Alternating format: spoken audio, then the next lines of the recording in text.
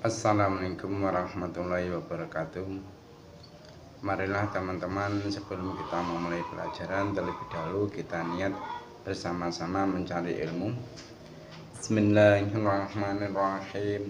Nawaitu talabal ilmi izalata jali an-namsi an sa'iri juhali wa ihya ad-dini wa ibqa al-islami bil ilmi wa daral akhirati wa ridallahi ta'ala wa syukra ala nikmatil aqli wa nikmatil sihhatil badani fardhan ta'ala ila hadratin nabil mustafa sayyidina Muhammadin sallallahu wa ala alihi wa ashabihi wa azwajihi wa dzurriyyatihi wa ali baitikal mana khususan khasatan ilmu sunnah kitab tasawuf khalaq saya hafid hasan al-masunti wa jamit al-miti wa masyikhina wa mu'alif kitab alati ta'alamnaha wa alamnaha sallillahi ta'ala lahumul fatihah. A'udzu billahi minasyaitonir rajim. Bismillahirrahmanirrahim. Alhamdulillahirabbil alamin. Arrahmanir rahim. Maliki yaumiddin. Iyyaka na'budu wa iyyaka nasta'in. Ihdinas siratal mustaqim. Siratal ladzina an'amta 'alaihim ghairil maghdubi 'alaihim ghairil maghdubi 'alaihim waladdallin. Rabbi firli wa liwalidayya mu'minina amin. Marilah kita meneruskan pelajaran kita hari ini, yaitu kitab Tasawuf Khalaq, yang mana hari ini yaitu halaman 14. Babnya yaitu Adabul Aqli, ya, Adabul Aqli. Mari kita baca. Bismillahirrahmanirrahim. Qala al-musannifu rahimahumullah ta'ala wa nafa'ana biha bi'ilmi fid dharain amin. Adabul Aqli. Adabul Aqli utahe iku metelake pira-pira adabe mangan. Adabul Aqli utahe iku metelake pira-pira adabe mangan.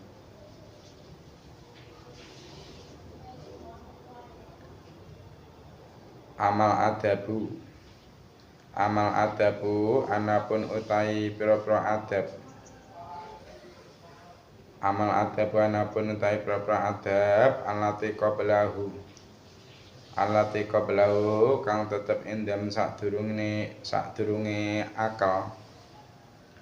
Alati qablahu kang tetep endam sadurunge akal iku faya mongko utawi al adab alati qablahu iku faya mongko utawi al adab alati qablahu iku ghusl yadaini basuh tangan loro. Iku ghusl yadaini basuh tangan loro.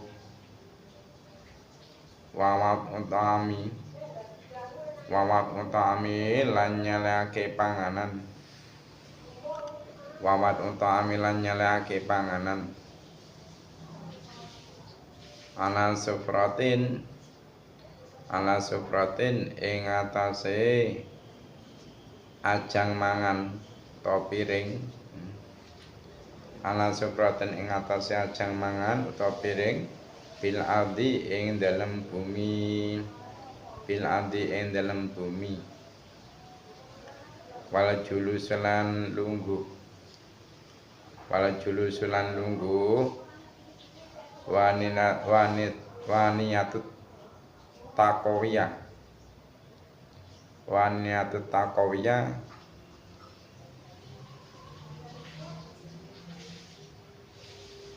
lan niat ngalap kekuatan.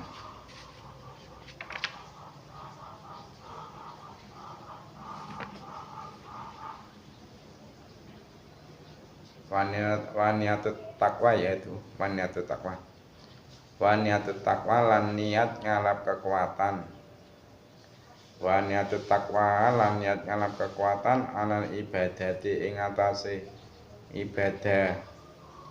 ala ibadati ing atase ibadah, ala ibadati ing atase ibadah. Jadi babnya untuk sekarang yaitu menerangkan adab-adab makan. Adab-adab makan ini dibagi menjadi 3 bagian. Bagian pertama yaitu adab yang harus diterapkan atau diamalkan atau dilakukan sebelum kita memulai makan. Dan bagian yang kedua yaitu adab yang harus kita lakukan atau kita terapkan atau kita amalkan ketika kita makan. Dan yang bagian ketiga yaitu adab yang harus kita lakukan atau amalkan atau terapkan setelah kita selesai makan. Nah, untuk bagian pertama yaitu apa? Adab yang harus dilakukan, harus diamalkan atau diterapkan sebelum makan, yaitu amal adabu allati qablahu faya ghuslu yadin. Adapun adab sebelum makan yaitu membasuh kedua tangan. Sebelum memulai makan, syariat menganjurkan kepada kita untuk mencuci kedua tangan kita terlebih dahulu. Agar apa? Agar jika di tangan kita ini ada bakteri-bakteri penyakit atau kotoran atau najis, maka bakteri penyakit ataupun kotoran ataupun najis itu tidak sampai tertelan ketika makan. Nah, baik makannya ini langsung memakai tangan ataupun memakai perantara yang lain. Contohnya mungkin memakai sendok ataupun garpu ataupun memakai sumpit.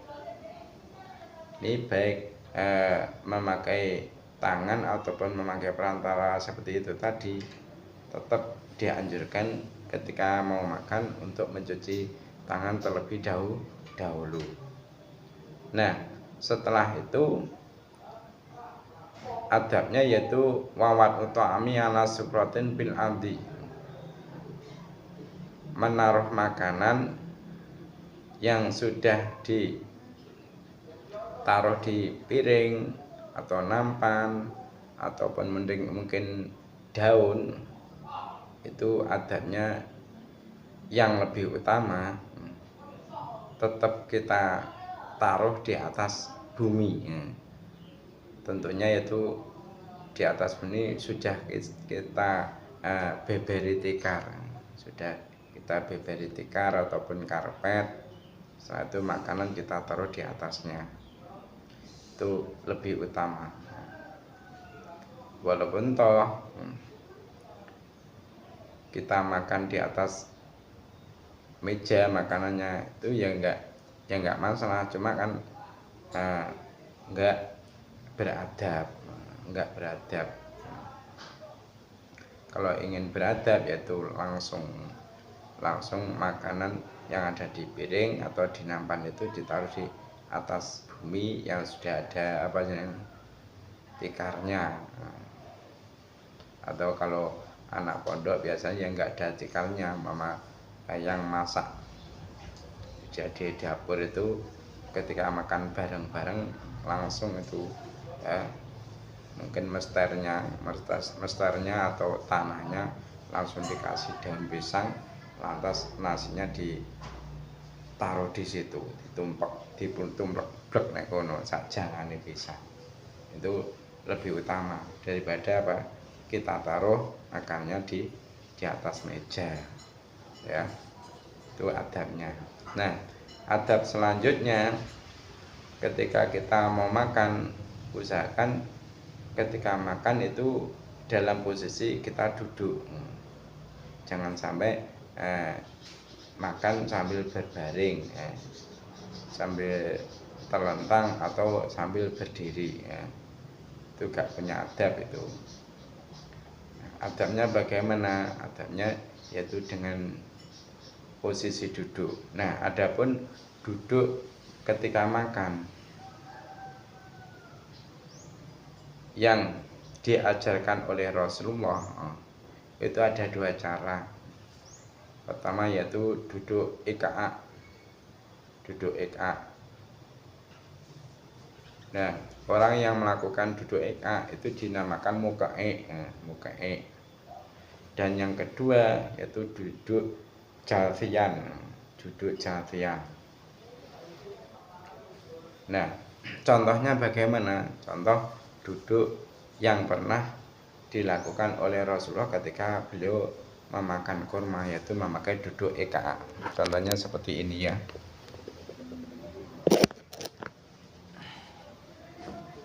Ini seperti ini duduknya. Nah, ini kalau kelihatan dari depan seperti ini. Kalau dari belakang Amit ya, kakinya seperti ini.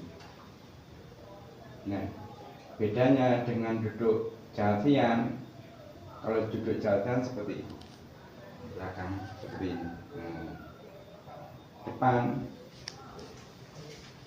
seperti ini.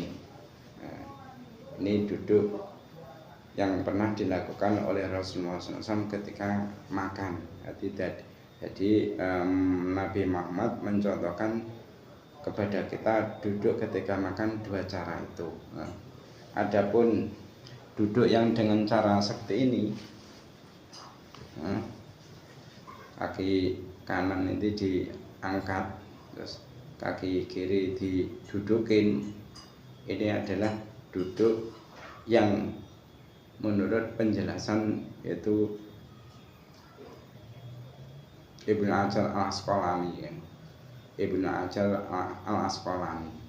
Jadi bukan duduk yang dipraktekkan oleh Rasulullah ya. Ini adalah duduk menurut keterangan Ibnu Hajar al-Asqalani ya. Jadi seperti itu duduknya ketika makan ya. Kalau yang pas ya seperti ini ya, dilihat juga sopan ya. Intinya duduk yang dicontohkan oleh Rasulullah itu duduknya tidak jenak. Jadi ketika makan itu nggak merasa nyaman, cepat pergi, cepat menyelesaikan makannya karena apa, sudah capek, duduknya sudah capek. Jadi nggak sampai menikmati duduknya, ya akhirnya lupa bahwasanya dia sudah kenyang, tapi tetap makan terus karena apa? Saking enaknya duduk.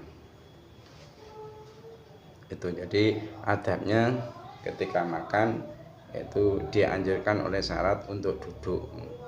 Adapun duduknya ya seperti yang saya contohkan tadi ya, duduk iqa dan duduk jalfian, itu contoh dari Nabi Muhammad SAW. Adapun ketika saya ingin melakukan sepertinya duduk yang diterangkan oleh Ibnu Hajar al-Asqalani ya enggak mengapa.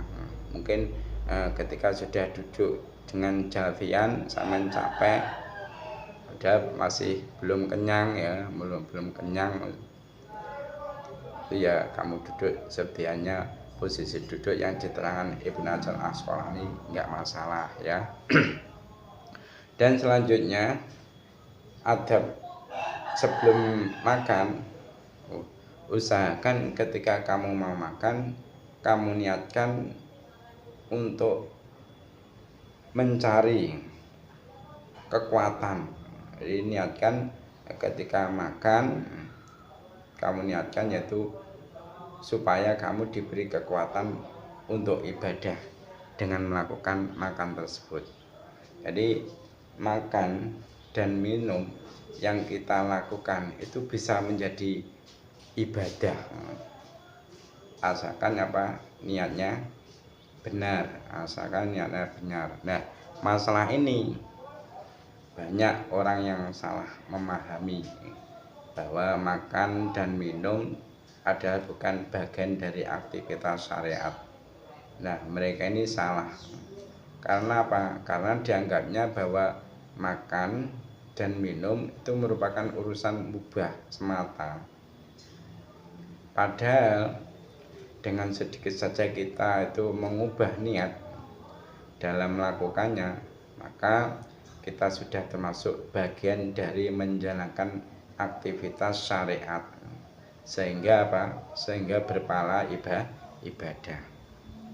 Nah, sebagian dari para ulama generasi salafus saleh, beliau ini mengatakan bahasanya innal akla minad dini walaihi nabaha rabbil alamin biqolihi ya. Wa wa astaqul qailin. Firman-Nya Allah, kulu minat thayyibati wa'malu sholiha. Wa may yuqaddimu 'alal aqli liyasta'ina bi 'alal ilmi wal amal wa yuqawwiya bi 'ala taqwa fala yang bagi ayat ruka namsahu muhmalan sudan yastarsilu fil aqli istira salal bawahimi fil mar'a fa innama huwa dzari'atun ila dini wa wasilatun ilahi yang bagi antadharo anwarudini alaihi. Artinya apa? Artinya dawuh para ulama ini, sesungguhnya aktivitas makan itu merupakan bagian dari agama.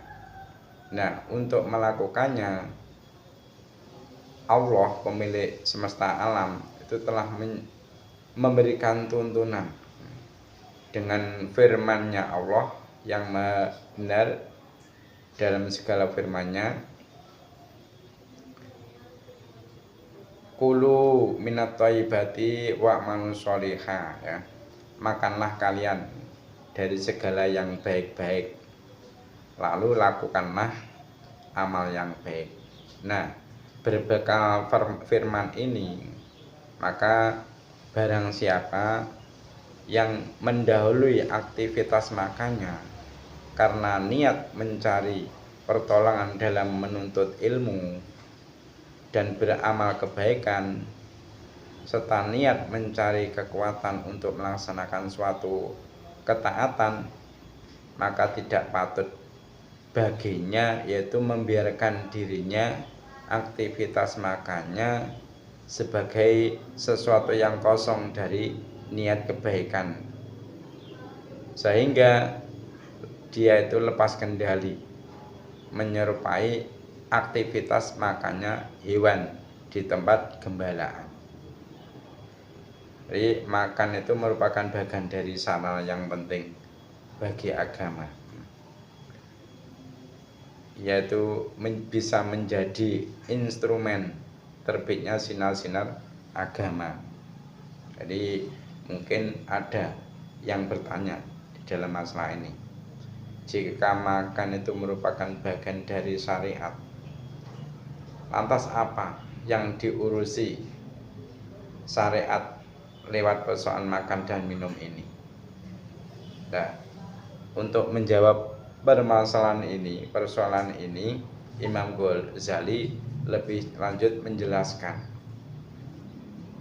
sesungguhnya yang dimaksud sinarnya agama adalah penjagaan adab saat makan dan minum, memperhatikan sunnah-sunnah dalam makan dan minum, yang mana kesemuanya itu merupakan tugas penting bagi seorang hamba dan menjadi pengendali diri bagi orang-orang yang bertakwa, sehingga hidupnya seolah-olah bertimbangkan pedoman syariat, bergerak mengendalikan syahwat makannya khususnya dari serangannya. Nah, akhirnya jadilah yaitu sosok yang berhasil mempertahankan diri dari dosa akibat syahwat makan itu, sehingga menariknya kepada memperoleh pahala, bahkan meski harus mengikuti dorongan keinginannya. Maka menyimak dari keterangan-keterangan di atas tadi, makan dan minum itu merupakan hal yang diperbolehkan oleh syariat.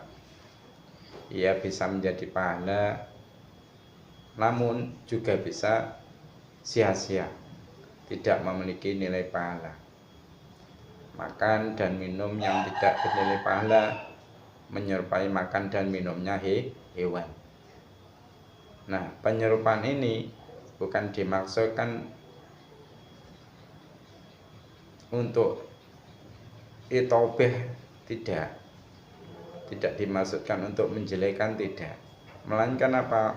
Melainkan untuk mengarahkan pentingnya niat dan tujuan dari diperbolehkannya makan minum, sehingga membedakan sosok individu manusia pembawa beban amanah syariat dengan hewan yang tidak diberi beban amanah.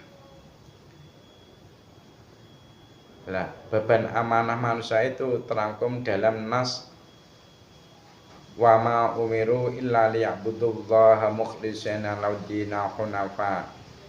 Artinya apa? Artinya tiada mereka diperintah melainkan agar menyembah kepada Allah Subhanahu wa ta'ala dengan ikhlas.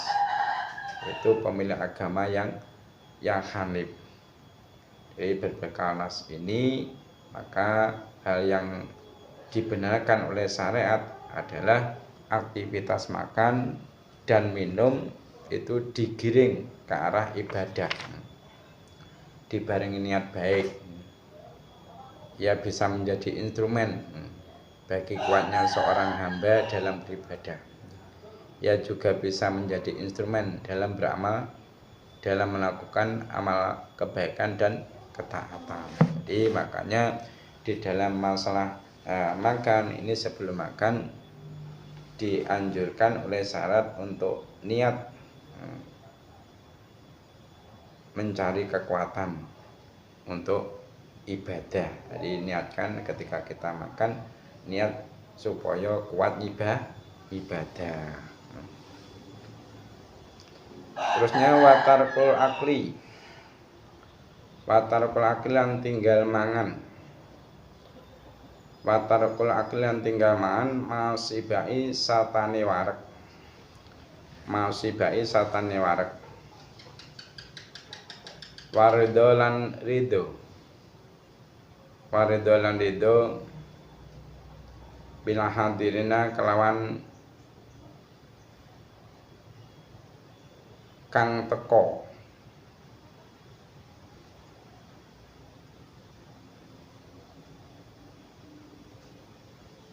Minato amin sangking panganan. Minato amin sangking panganan. Watarku dhami lan tinggal modo ing panganan. Watarku dhami lan tinggal modo ing panganan. Watalabu man lan nyumprih wong. Watalabu man lan nyumprih wong yakulu kang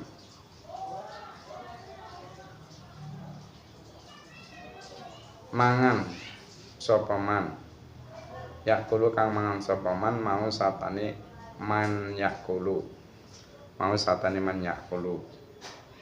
Adab selanjutnya ketika kita hendak makan, yaitu tinggalkan makanan sekira kita sudah kenyang. Jadi ketika kita mau makan, ini diangan-angan, kita sudah lapar atau belum, kita sudah kenyang atau belum. Kalau memang masih lapar, ya makan. Tapi kalau kamu sudah kenyang, ya jangan makan. Ininya sebelum makan, ini diangan-angan dulu. Umpama kamu makan ini nanti sama ini kekenyangan atau tidak. Kalau kamu nggak makan, kamu merasa lapar enggak? Kalau merasa lapar ya kamu makan, tapi kalau kamu masih kenyang ya nggak usah makan. Jadi sebelum makan itu dipikir dulu. Terus adab selanjutnya yaitu waridho bil hatin ini minat ta'am. Kita harus ridho dengan makanan yang ada. Jangan mencari yang tidak ada. Adanya itu yaitu disyukuri, dimakan. Jangan mencari yang tidak ada. Ini nanti hilang rasa syukur kita terhadap rezeki yang telah diberikan oleh Allah kepada kita. Dan adab selanjutnya yaitu watarku dzami, jangan sampai mencacat makanan. Kalau memang kamu tidak suka, ya sudah diam saja, nggak usah kamu makan, diam saja. Jangan sampai kamu caci maki makanannya, kamu cacat makanannya. Intinya Nabi Muhammad SAW juga ketika disuguhi makanan kok beliau ini tidak suka, beliau tidak pernah mencacat makanan tersebut. Nah, adab selanjutnya yaitu ketika mau makan usahakan mencari teman untuk diajak makan bersama-sama. Jadi usahakan ya sebelum kita makan itu mencari teman untuk diajak makan bersama-sama. Tujuannya apa? Tujuannya supaya makanan yang kita makan itu banyak barokahnya,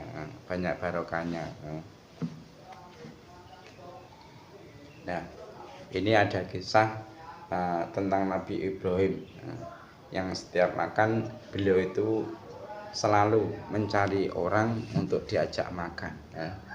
Jadi salah satu cara dakwahnya Nabi Ibrahim yang terkenal yaitu adalah memberi makan kepada orang lain. Ada banyak orang yang diundang Nabi Ibrahim. Namun sebelum bisa mendapatkan makanan gratis tersebut, Nabi Ibrahim itu mengajukan syarat kepada orang-orang yang ingin makan bersama Nabi Ibrahim. Nah, setiap kali ada yang ingin makan gratis, Nabi Ibrahim bertanya kepada orang tersebut, apakah kamu menyembah Allah? Jika jawabannya iya, maka orang tersebut diajak makan. Namun jika dia itu menjawab tidak, orang tersebut tidak diperbolehkan untuk mengikuti makan bersama Nabi Ibrahim. Nah, pernah suatu ketika orang kafir Majusi itu ditolak oleh Nabi Ibrahim sebab kekafirannya. Dan mengetahui hal tersebut, Allah menegur Nabi Ibrahim. Tegurannya Allah bagaimana kepada Nabi Ibrahim? Bagaimana kamu ini Ibrahim? Kamu mengajak orang makan bersama kok pakai persyaratan harus menyembah aku. Itu kata Allah. Lalu bagaimana ya Allah? Pertanyaan Nabi Ibrahim. Allah menjawab, aku itu setiap hari memberi makan orang siapapun. Orang Majusi itu sudah aku beri makan sejak dulu, baik menyembahku ataupun tidak, dia tetap ku beri makan. Nah, kamu yang tidak memberi makan orang tiap hari saja kok pakai persyaratan seperti itu. Makanya Nabi Ibrahim berkata, kalau begitu saya minta maaf ya Allah. Kemudian Nabi Ibrahim memanggil orang Majusi yang tadi itu disuruh pergi. Orang itu pun heran dengan lantas bertanya, mengapa aku dipanggil lagi? Bukankah aku tidak bisa makan bersamamu karena tak menyembah Tuhanmu? Akhirnya Nabi Ibrahim mengatakan, maaf, tadi saya khilaf. Allah memberitahuku untuk memberi makan siapapun tanpa pandang apapun yang disembah. Akhirnya orang Majusi itu berkata, benar begitukah? Betapa baik Tuhan. Jika benar begitu, beritahu aku siapa Tuhanmu dan bagaimana cara untuk menyembahnya, kata orang Majusi itu dengan rendah hati. Jadi itulah ceritanya Nabi Ibrahim, yang mana dalam kitab Nasail Hibat karya Syekh Nawai Ambantani pada makalah kedua menjelaskan bahwa Nabi Ibrahim adalah orang yang selalu bersedekah setiap hari. Nabi Ibrahim mengatakan, aku tidak makan baik di waktu sore maupun pagi kecuali bersama tamu. Nah, diriwayatkan bahasanya Nabi Ibrahim AS itu selalu berjalan sejauh 1 mil atau bahkan sampai 2 mil untuk mencari orang yang akan makan bersama Nabi Ibrahim AS. Ya, jadi kisah tentang kebiasaan Nabi Ibrahim menjamu tamu-tamunya itu terdapat dalam Al-Quran surah Adz-Dzariyat ya. Surah Adz-Dzariyat ayat 24 sampai 27. Nah, sedangkan kisah tentang teguran Allah kepada Nabi Ibrahim yang saya katakan di atas itu ada dalam kitab Ar-Risalatul Syairiyah. Secara tidak langsung kisah ini memberi teladan kepada kita untuk berbuat baik kepada siapapun tanpa pandang agamanya atau bahkan perilakunya ya. Sekarang pertanyaan yang nomor 1, adab makan itu dibagi menjadi berapa bagian?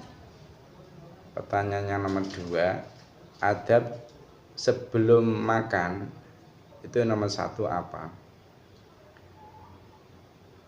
Pertanyaan nomor 3, adab sebelum makan yang nomor 2 apa?